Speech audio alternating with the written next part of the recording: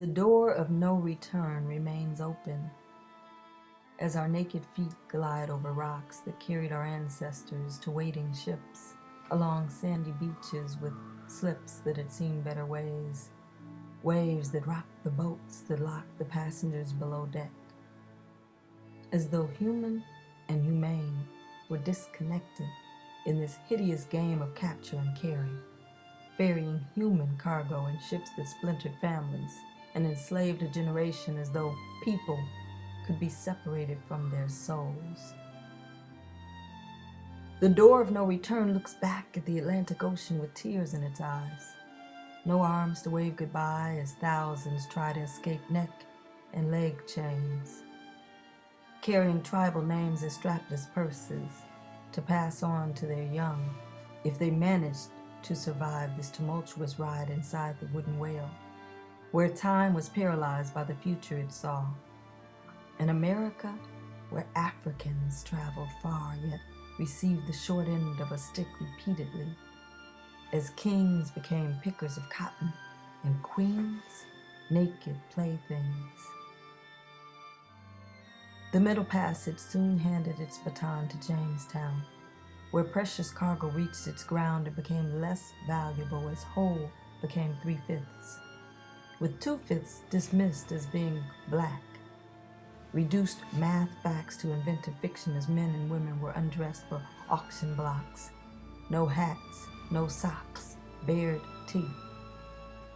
But mostly grief as mothers wailed over the loss of a child and fathers proud in public were broken on the inside, yet unable to hide their sorrows from God. As Eli Whitney was heralded, black people continued to be railroaded, exploited, and treated like cattle. Commerce. 3/5 plus 3/5 plus 3/5 plus 3/5 plus 3/5 filled the owner's purse and made the senselessness make sense when spelled CENTS, where black meant less than. As the race continued, blacks remained on foot, while others rode, controlled where they lived, how they died, who was sold and who survived. But in the midst of heartache, spirit thrived. Slaves revolted and chose liberty at great cost. Innocent lives lost, small victories won, but the endless fight for freedom had begun.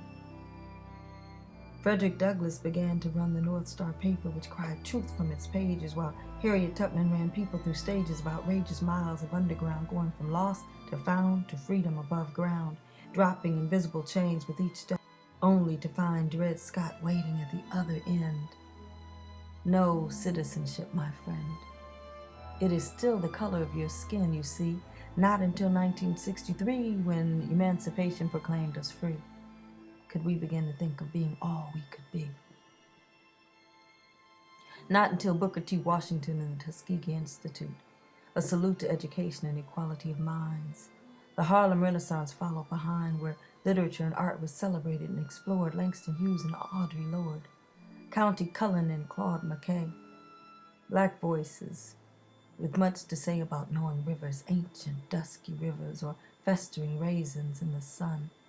Praise sings in a loud voice that shatters the silence that threatens us all. Lavish lovers of language, music, art, and sound. Long before the Board of Education in Brown, long before Rosa Parks refused to rise, long before King's March and Malcolm's demise, long before Thurgood Marshall stood supreme, or the shot rang out silencing the king, not realizing you could kill a man but can't silence his dream. As faith leaned into understanding and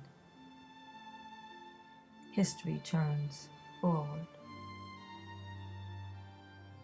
we strain to hear the whistle blow. We pray to see our children grow up on streets where bullets no longer stray. We dare to hope because change comes in a day when years of preparation pave the way, and doors of no return remain open to receive the men and women who have the audacity to hope and walk backwards in time in ordered lines of remembrance to those who came before, muttering words we can barely make out, unless we close our minds to this doubt and listen with our hearts, transforming whispers to shouts of yes, we can, Yes, we can. Yes, we can.